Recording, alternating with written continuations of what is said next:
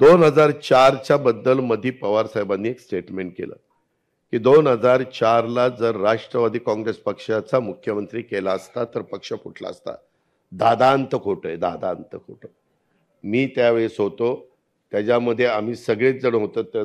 भुजबळ साहेब होते, प्रफुल्लभाई होते, तटकरे साहेब होते, सगळे आम्ही होतो. उलट आम्हाला वाटत होतं ते करावं आणि मी तर त्यावेळेस मुख्यमंत्री पदाचा मध्ये इंटरेस्टेड नव्हतो त्यावेळेस. तर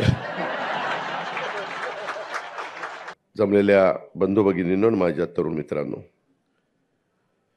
मित्रांनो, सुरुवातीला प्रदेशाध्यक्षांनी काही बाबी सांगितल्या.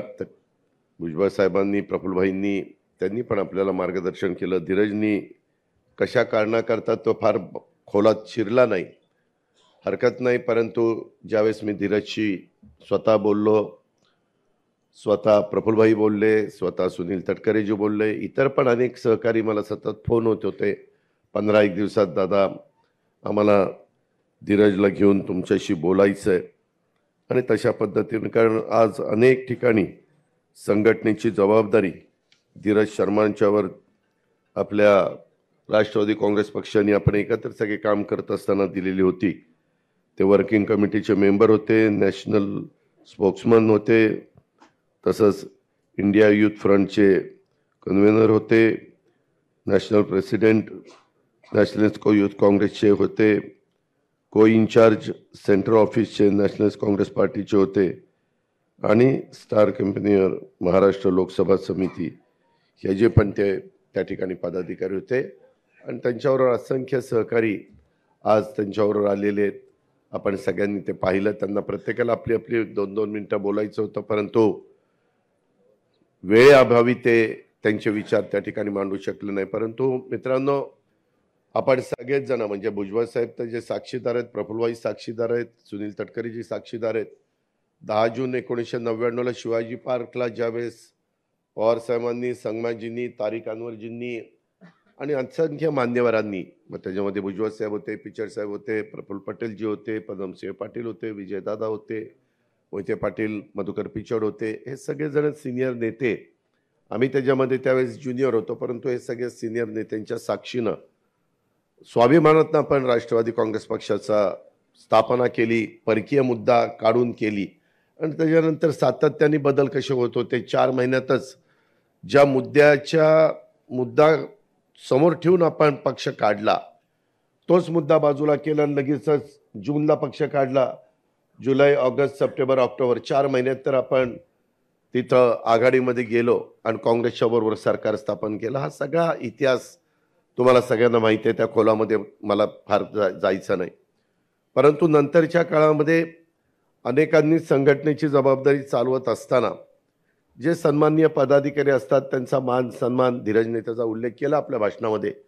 लोकांना, कार्यकर्त्यांना फार काही कामं 100% झालीच पाहिजे अशातला भाग नाही, परंतु मान सन्मान मिळाला पाहिजे. आपली ती महाराष्ट्राची संस्कृती, ती देशाची संस्कृती आहे. आणि पहिल्यापासून सगळेच जण वडीलधारी यांना मान सन्मान देत आलेले आहेत, इतर लोकांना पण मान सन्मान देत आलेले आहेत. परंतु जो आपण मधल्या काळामध्ये 2 जुलैला निर्णय घेतला, त्याच्या आधीच्या काळात काही जणांचं महत्त्व पक्षामध्ये वाढलं आणि ते वाढल्यानंतर कसं आपण सगळ्यांशी बोललं पाहिजे, वागलं पाहिजे, कसं सगळ्यांना सामावून घेतलं पाहिजे, कसं कुणाला अलीकडं म्हणजे घरातला कामवाला गडी असला किंवा घरकाम करणारी बाई असली आणि तिला जरा मालकिनीनं किंवा घरातल्या प्रमुखांनी काही बोलले की ती म्हणते चल हिशोब कर आणि पैसे घे आणि चल मला सोड. म्हणजे एवढे अलीकडची परिस्थिती आहे. म्हणजे कधी कोण कुणाला सोडून जाईल सांगता येत नाही. एवढं प्रत्येक जणाला आपला मान सन्मान ठेवावा असं वाटत असतं, परंतु तसं काही बाबतीमध्ये काही ठिकाणी घडत नाहीये. आणि त्याचा फार वेगळ्या प्रकारचा अनुभव विशेषतः ह्या निवडणुकीच्या निमित्तानं मला, म्हणजे अनिल बायदास पण इथं बसलेत, बारामती लोकसभा मतदारसंघात फिरत असताना त्यांना पण त्या ठिकाणी अनेकांनी ऐकवलं, कार्यकर्त्यांनी किंवा धीरजशी मी ज्यावेळेस बोलत होतो, इतर काही त्यांच्या सहकाऱ्यांशी बोलत होतो, त्यांनी पण ते सांगितल्यानंतर मी आश्चर्यचकित झालो. वास्तविक कार्यकर्ता हा महत्त्वाचा असतो. मी नेहमीच सगळ्यांना सांगत असतो किंवा अशा प्रकारच्या कार्यक्रम सांगत असतो, की कार्यकर्ता हा पक्षाचा कणा असतो आणि त्याच्यामुळं तो कणा आपण जपला पाहिजे. त्याला त्या ठिकाणी महत्त्व दिलं गेलं पाहिजे. अशा प्रकारची माझी स्वतःची भूमिका आहे. मित्रांनो, सर्वप्रथम मी तुमच्या सर्वांचं आपण जी काही मेहनत घेतली आणि लोकसभा निवडणुकीच्या निमित्तानं जे आपण काम केलं त्याबद्दल मी तुमच्या सर्वांचं मनापासून कौतुक करतो. आजच्या बैठकीच्या निमित्तानं मोठ्या संख्येने आपण आलात त्याबद्दल आपलं मनापासून स्वागत देखील करतो. थोडीशी गैरसोय झाली, सगळ्यांना बसायला जागा मिळाली नाही. अनेक जण उभे आहेत आणि त्यांना बसायला खुर्ची देखील तिथं देता आली नाही. ही थोडीशी गैरसोय, परंतु त्याची नोंद निश्चितपणे संघटनेकडनं पक्षाकडनं घेतली जाईल आणि पुढच्या वेळेस त्याची दुरुस्ती देखील केली जाईल.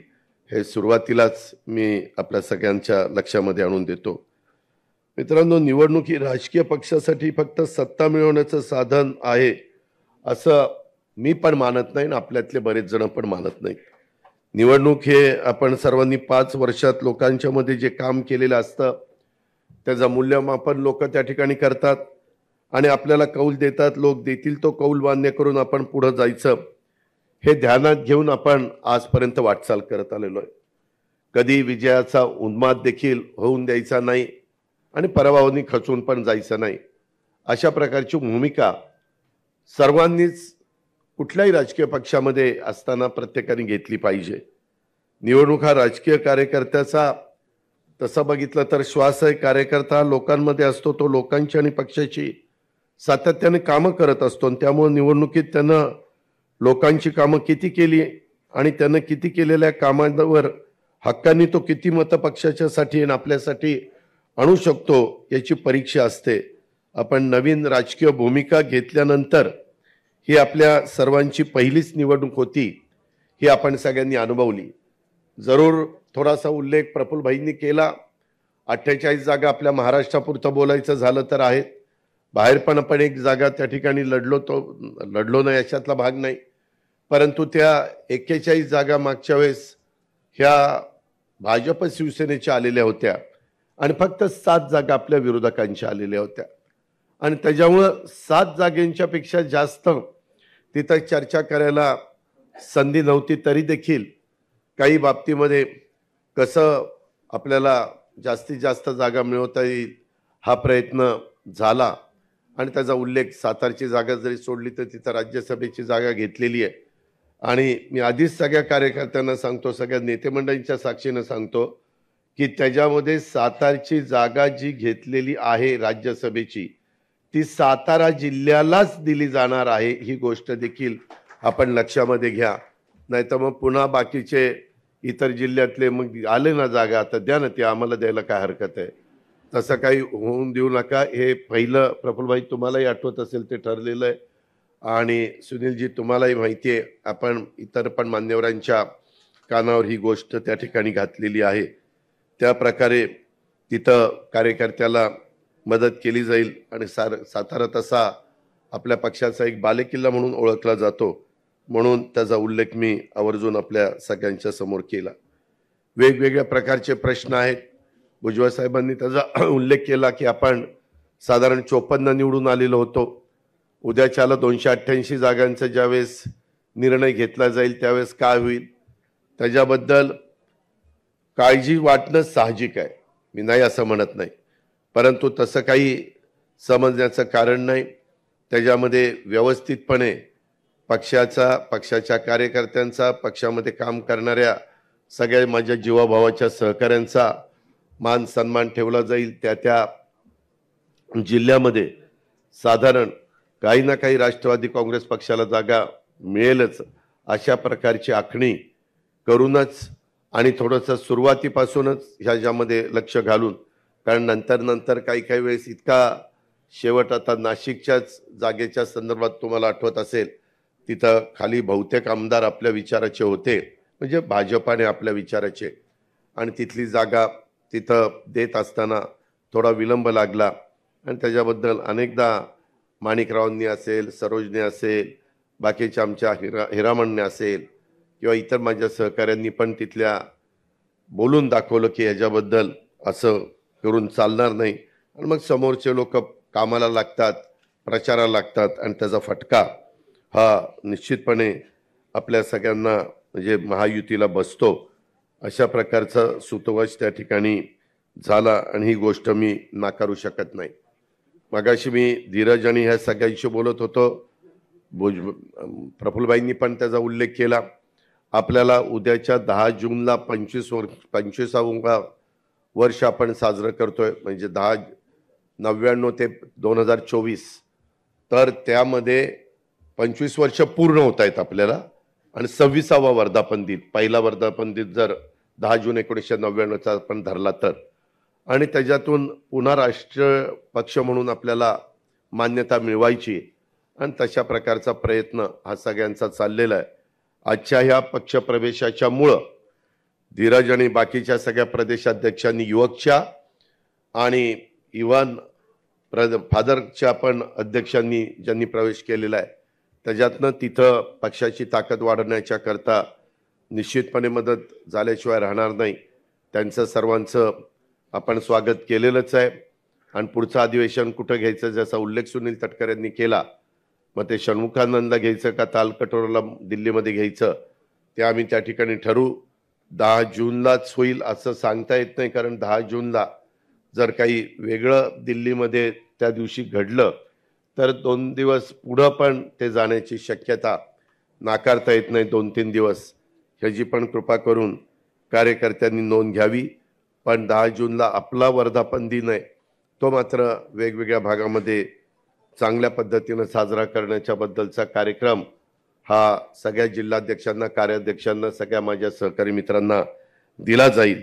त्याबद्दल आपण यत्किंचितही शंका मनामध्ये बाळगू नका, अशा प्रकारची विनंती मी आपल्या सगळ्यांना करीन. मित्रांनो, वेगवेगळ्या प्रकारचे प्रश्न आहेत. विशेषतः पाण्याचे साठे अतिशय कमी झालेले आहेत. 5% कपात, 10% कपात, 15% कपात. वादळ पश्चिम बंगालमध्ये धडकलेलं आहे. प्री मान्सून काही भागामध्ये मोठा कोसळला आहे. हवेच्या वादळी वाऱ्यामुळं प्रचंड नुकसान झालं, पत्रा उडून गेला. तरी देखील त्याच्यामध्ये आपण लक्ष घातलं आणि 25 जिल्ह्यामध्ये साधारण 10,000 हेक्टरचे पंचनामे कालपर्यंत झालेले आहेत. पंचनाम्याचं काम सुरू आहे, कारण तो काही ठिकाणी जनावरं मेलीत, काही ठिकाणी मनुष्यहानी पण झालेली आहे, पत्रे पण उडालेले आहेत, घराचंही नुकसान झालेलं आहे, पिकांचं, उन्हाळी पिकांचं नुकसान झालेलं आहे आणि काही भागामध्ये प्रचंड मोठ्या प्रमाणात टँकरनी पाणी पुरवठ्याची मागणी आहे. ती पण मागणी पूर्ण करण्याचं काम आपण करतोय आणि त्याच्यामध्ये सातत्याने आपलं लक्ष आहे.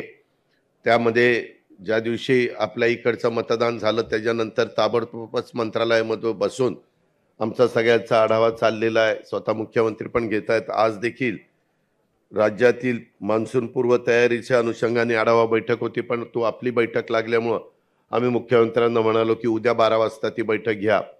त्याच्यामुळं मान्सून पूर्व तयारीची पण बैठक उद्या होणार आहे आणि 350व्या शिवराज्याभिषेक महोत्सव 350वा यंदाच्या वर्षी आपल्याला साजरा करायचा आहे आणि त्याचाही उद्याच्याला आम्ही बैठक त्या ठिकाणी ठेवलेली मुख्यमंत्र्यांच्या अध्यक्षतेखाली, ती पण साधारण उद्याच्याला होईल. मला लोकप्रतिनिधींना इथं बरेचसे आमदार आहेत म्हणून त्यांना सांगायचं आहे की या सगळ्याच्या संदर्भात मदत पुनर्वसन खात्याचे मंत्री इथंच आहेत. किती तारखेला आपण बैठक घेतली होती? 21 तारखेला. 21 तारखेला आम्ही बसलो होतो मंत्रालयामध्ये. आम्ही फार टीव्हीकडं किंवा प्रेसकडं जात नाही. बैठक घेतली, अमकं झालं तमकं झालं, फोटो काढा आणि ते सोशल मीडियाला टाका आणि ते अमकं करा. त्याच्यामध्ये थोडीशी आचारसंहितेची अडचण होती. आपण खरं तर 20 तारखेला महाराष्ट्रातल्या निवडणुकीचं मतदान झालं 5व्या टप्प्यातलं आणि ते झाल्यानंतर आम्ही नितीन करीर म्हणून आपले चीफ सेक्रेटरी आहेत, त्यांना सांगितलं तुम्ही निवडणूक आयोगाला कळवा की आता इथं आचारसंहिता शिथिल करा, काढून टाका नका, शिथिल करा की ज्याच्यातनं काही निर्णय मंत्र्यांना घ्यायला सोपं जाईल, कॅबिनेट घेता येईल, कॅबिनेटमध्ये देखील काही निर्णय घेता येतील. कारण आज माझ्याकडे सकाळी काही आमदार भेटायला आलेले होते आणि त्यावेळेस त्यांनी विषय काढला. मी नितीन करीरांना फोन लावला आणि विचारलं की त्यांना आढावा बैठक घेता येईल का, तर ते लोकप्रतिनिधी असताना देखील दुष्काळी आढावा बैठक त्यांना घेता येत नाही. म्हणून आम्ही त्याच दिवशी पत्र पाठवलं आणि बाबा ते लवकर आम्हाला कळवा. तिथं त्यांची परवानगी घेऊन करता येतं, परंतु अजूनपर्यंत आलं नाही. कदाचित आज काही त्याच्याबद्दलचं मत ते व्यक्त करतील, परंतु तो निवडणूक आयोगाचा अधिकार आहे. ही गोष्ट आपल्याला मान्यच करावं लागेल. आता आजच्या पण ह्या 2 बैठका उद्यावर आपण ढकलल्यात, त्याच्याबद्दल देखील आपण त्यांची पूर्व परवानगी घेतलेली आहे, हे पण मी आपल्या सगळ्यांच्या लक्षामध्ये आणून देऊ इच्छितो. आणि त्याच्यामुळं ह्या दुष्काळाच्या बद्दलचा पिण्याचा पाण्याचा प्रश्न, अवकाळी पाऊस, वादळी वारं, हे सगळं जे काही झालेलं आहे त्याच्या संदर्भामध्ये कुठंही काही अपघात, वेगवेगळ्या प्रकारचे, पुण्यामध्ये झालेली घटना, जळगावमध्ये झालेली घटना, नागपूरमध्ये झालेली घटना, डोंबिवलीचा झालेला स्फोट, त्याच्यामध्ये नाहक काही जणांचा बळी गेला, अनधिकृत होल्डिंगचा अपघात जो झाला त्याच्यामध्ये बऱ्याच ज्यांचा काही संबंध नव्हता अशा निष्पाप लोकांना स्वतःचा जीव गमवावा लागला. अशा काही घटना ह्या अलीकडच्या काळामध्ये घडतायत. काही अपघातच आहेत, परंतु ते अपघात घडू नये म्हणून जी काळजी घ्यायला पाहिजे, अनधिकृत मोठ्या प्रमाणावर आपले होल्डिंग आपण हटवण्याचं काम सगळ्या राज्यामध्ये सगळ्यांना दिलेलं आहे. आणि त्याच्यामध्ये अशा वेगवेगळ्या प्रकारच्या ह्या सगळ्या गोष्टी आहेत आणि त्यामध्ये बारकाईनं लक्ष घातलेलं आहे. कुठेही राजकीय हस्तक्षेप न होऊन देता, कुणालाही त्याच्यामध्ये न वाचवता, जो दोषी असेल त्याच्यामध्ये योग्य पद्धतीनं कारवाई. आता ज्या मुलाने ॲक्सिडेंट केला त्यालाही ताब्यामध्ये घेतलेलं आहे, त्याच्या बापालाही ताब्यामध्ये घेतलेलं आहे, त्या बापाच्या बापाला पण ताब्यामध्ये घेतलेलं आहे. म्हणजे सांगायचं तात्पर्य 3 जणांना ताब्यामध्ये घेतलेलं आहे आणि त्यांचा सगळं जे काही चौकशी आहे ती अतिशय निष्पक्षपणे चौकशी होईल. त्याबद्दल आपण अजिबात काळजी करू नका. विरोधक त्याचा बाऊ करण्याचा प्रयत्न करतात. अर्थात पुणेकर नाही तर संपूर्ण महाराष्ट्र हळहळलेला आहे आणि आमचा देश पण हळहळलेला आहे. तशा प्रकारच्या बातम्या पण आपण सगळ्यांनी बघितलेल्या आहेत आणि त्याच्याकरता कायदा सुव्यवस्था नीटपणे चोख व्यवस्था राहण्याच्या दृष्टिकोनातनं जी काही खबरदारी राज्य सरकार म्हणून राज्य सरकारने घेतली पाहिजे, पोलीस खात्याने घेतली पाहिजे, ती निश्चितपणे घेण्याचं काम चालू आहे. आणि त्याच्यातनं काही पोलीस पण सस्पेंड केले, काही डॉक्टरांना पण ते रक्त तपासणीच्या मध्ये काही गडबड केलेली आहे, त्याच्याही बद्दल त्यांच्यावर ॲक्शन घेण्यात आलेली आहे. अशा प्रकारे ह्या सगळ्या कामामध्ये लक्ष घातलं गेलेलं आहे, त्याचाही उल्लेख मी आवर्जून आपल्या सगळ्यांच्या साक्षीने करीन. मगाशी भुजबळ साहेबांनी जे काही सांगितलं की आता मध्ये दिवस कमी राहतात. एक तर 10 जूनला आपलं अधिवेशन होणार होतं, आपण अंतरिम बजेट दिलं, त्याच्यानंतर राहिलेल्या 8 महिन्याचं बजेट मला द्यायचं होतं 10 जूनला.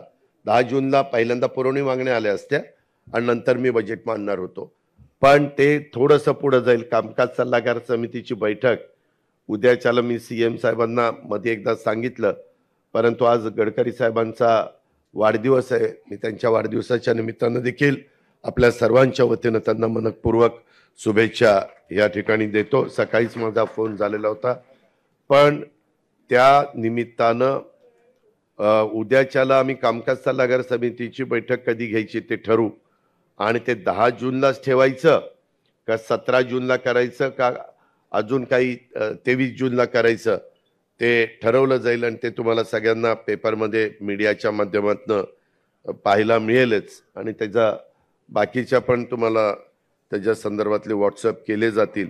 अशा प्रकारची माहिती मी ह्या निमित्तानं आपल्या सगळ्यांना देतो.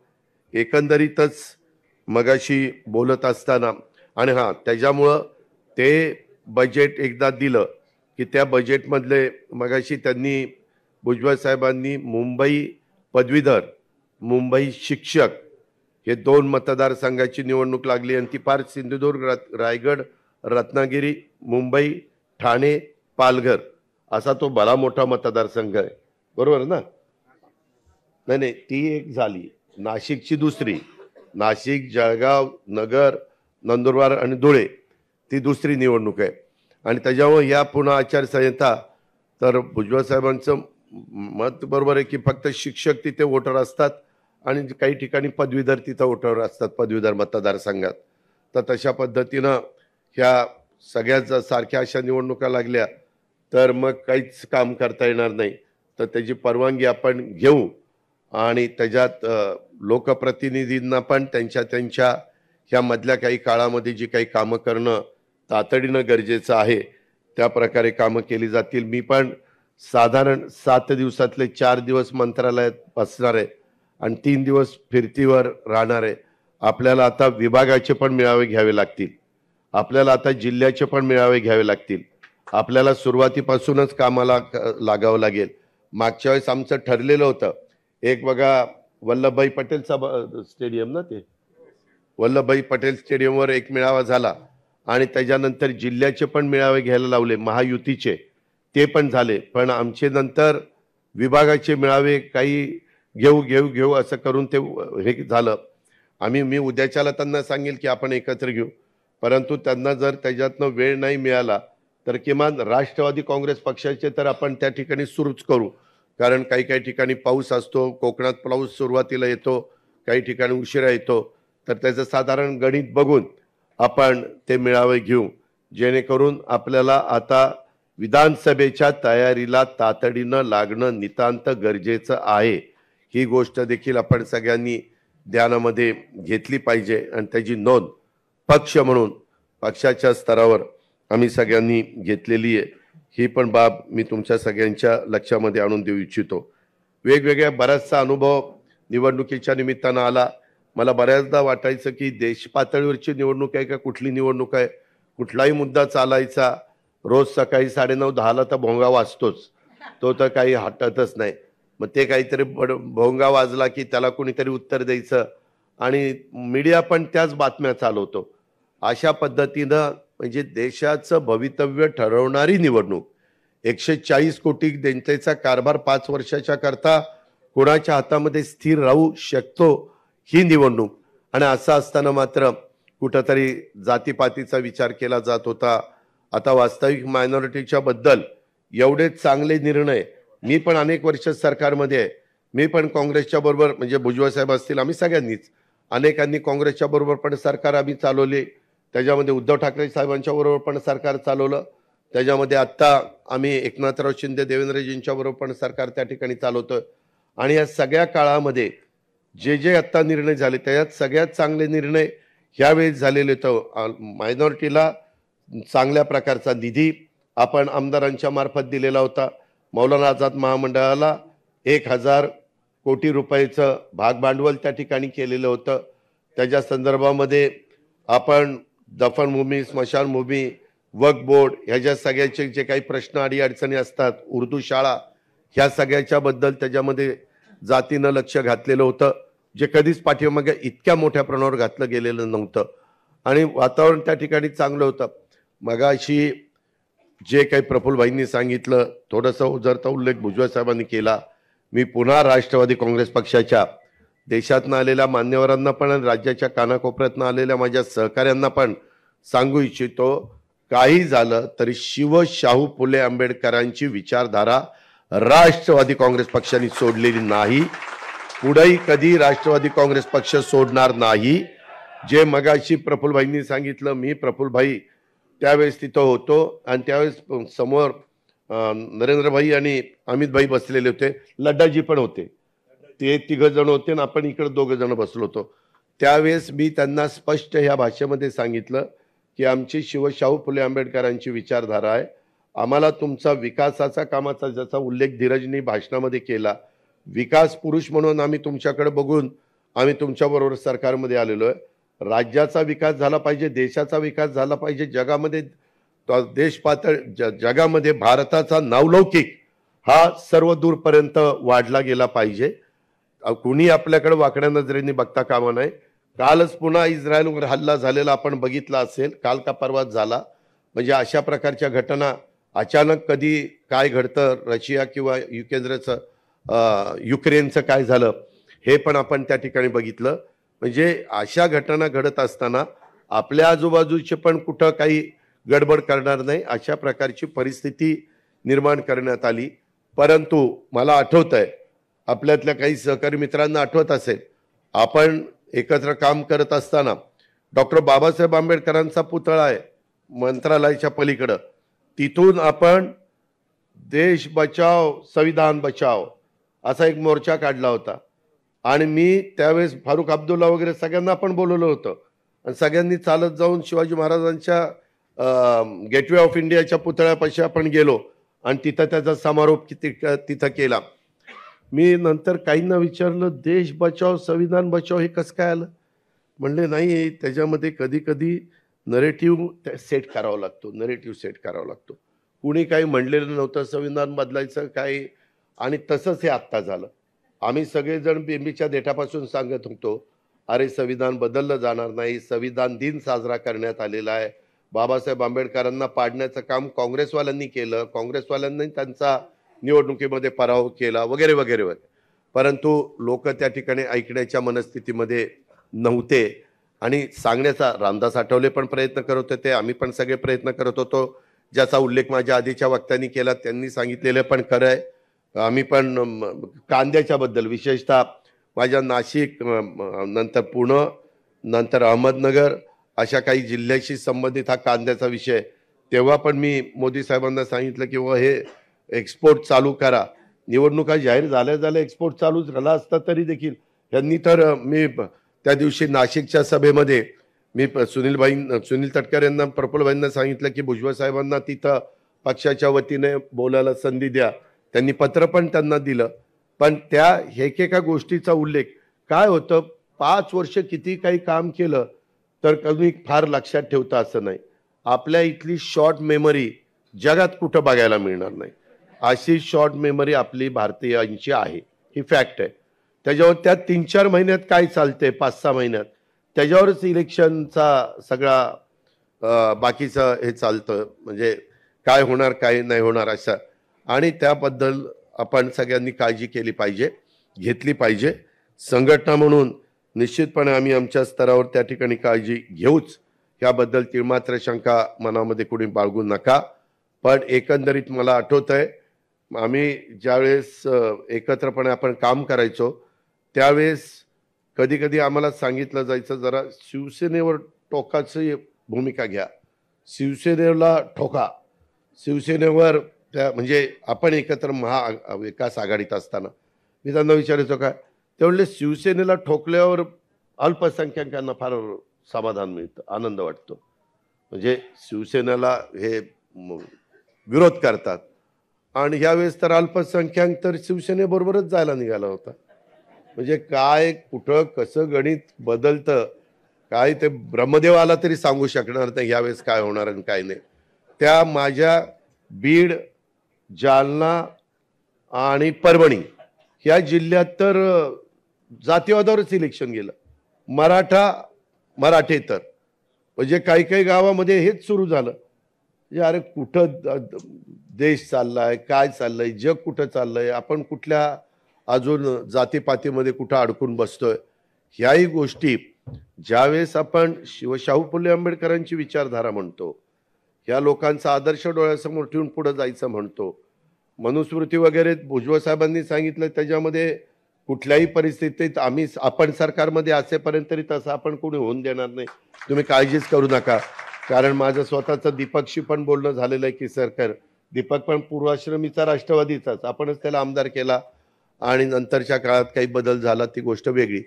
परंतु अशा पद्धतीनं कुठलंही ज्याच्यातून आपली जी काही ज्या विचारधारेतनं आपण सगळेजण पुढं चाललेलो आहोत त्या विचारधारेला कुठंतरी ठेच पोचेल, तिथं कुठंतरी धक्का लागेल, अशा पद्धतीनं मग त्याच्याबद्दल कितीही मोठी किंमत मोजावी लागली तरी चालेल, परंतु राष्ट्रवादी काँग्रेस पक्ष पाठीमागे येणार नाही, मागं हटणार नाही.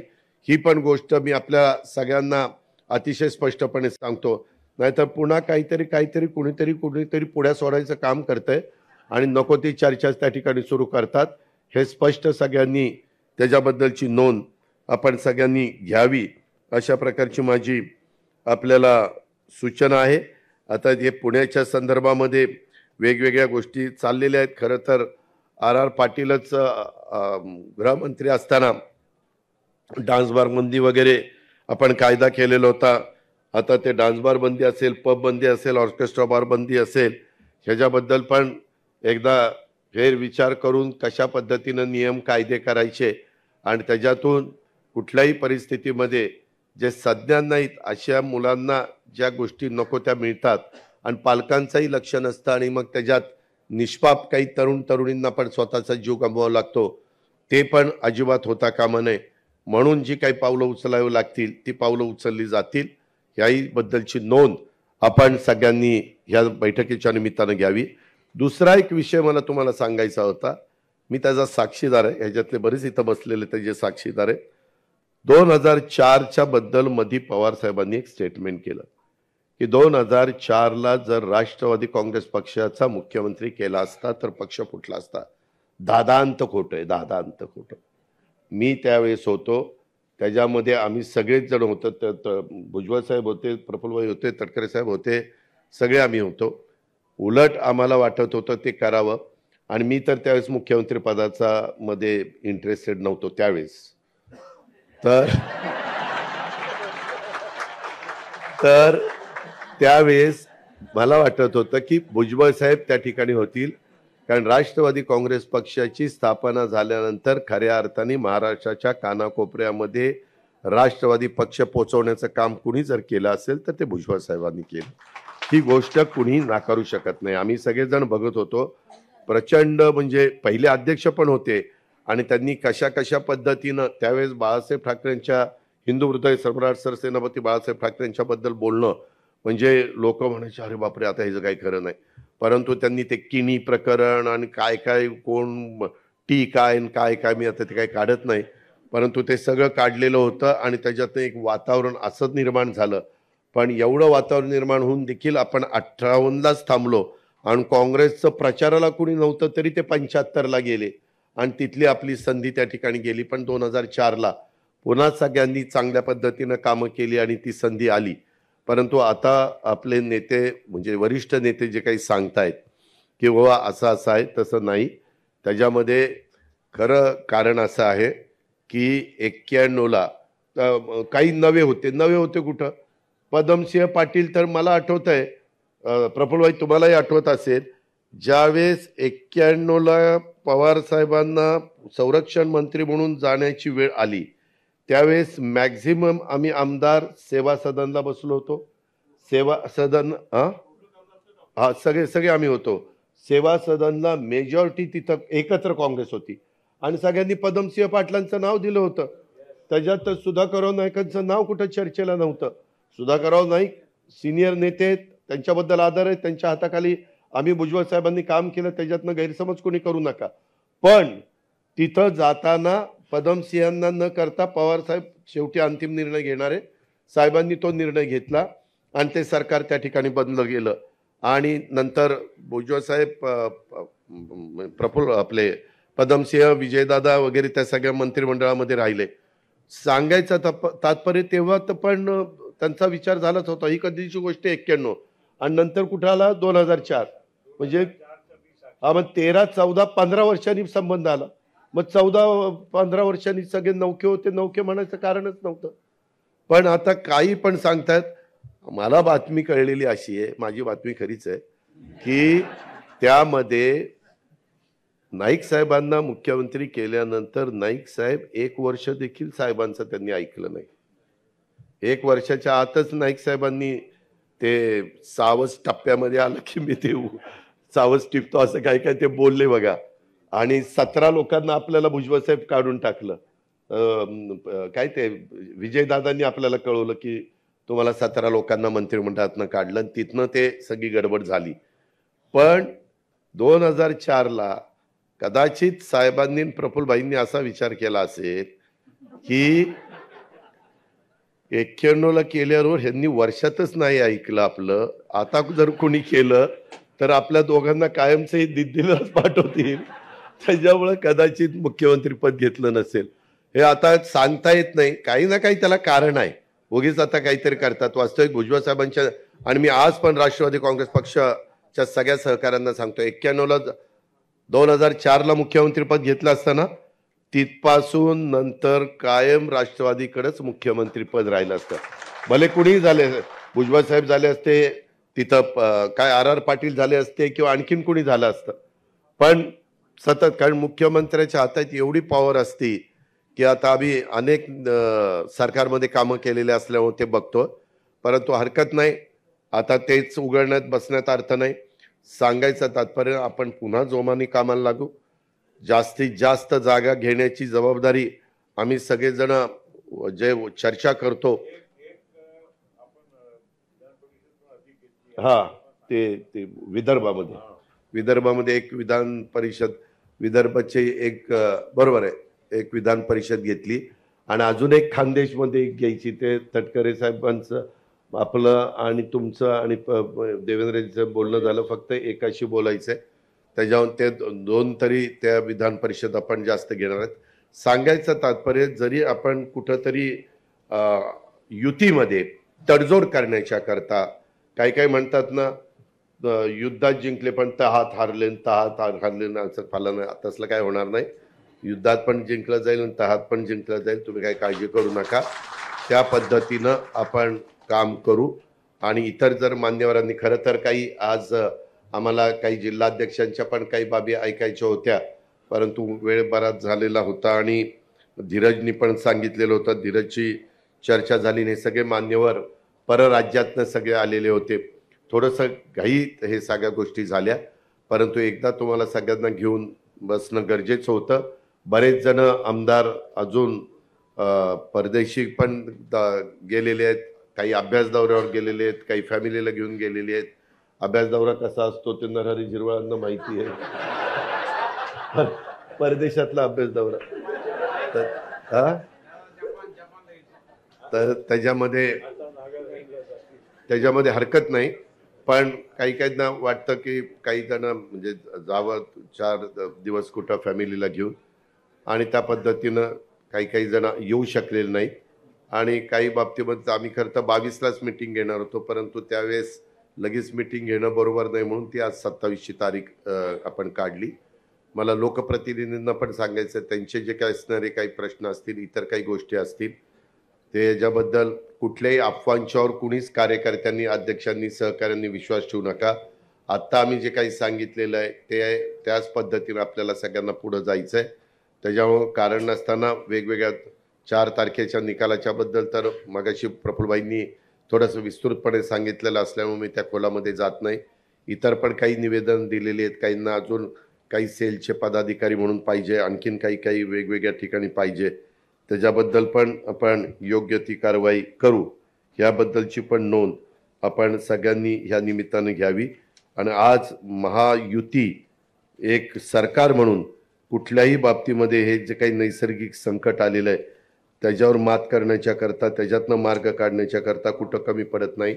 एक चर्चा अशी पण चाललेली आहे की जून महिन्यात कदाचित पाऊसच पडणार नाही, आणि मधी अशी परवा कोणीतरी पवार साहेबांनीच एक चर्चा केलेली होती.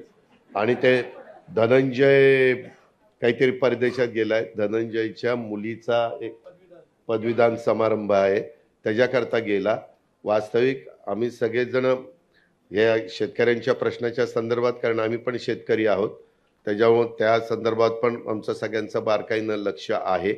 ही बाब आपण सर्व राष्ट्रवादी काँग्रेस पक्षाच्या सन्माननीय पदाधिकाऱ्यांनी, कार्यकर्त्यांनी, सहकारी मित्रांनी लक्षामध्ये त्या ठिकाणी घ्यावी, अशा प्रकारची मी आपल्याला सगळ्यांना विनंती करतो.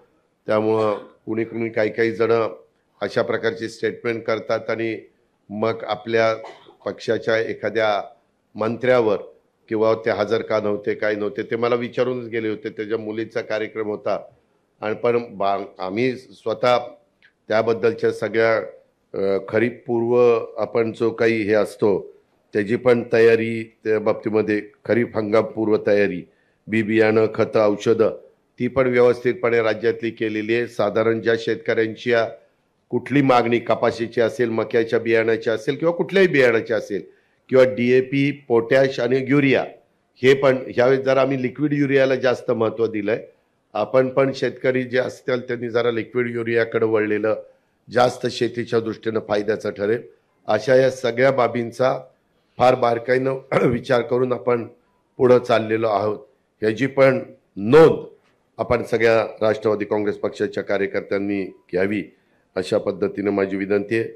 फिर एक दफ़ा धीरज शर्मा जी और उनके साथ जो जो भी अलग अलग स्टेट के लोग आए हैं, उनका सबका मैं तहे दिल से स्वागत करता हूं और मैं पूर्ण विराम देता हूं। जय हिंद, जय महाराष्ट्र।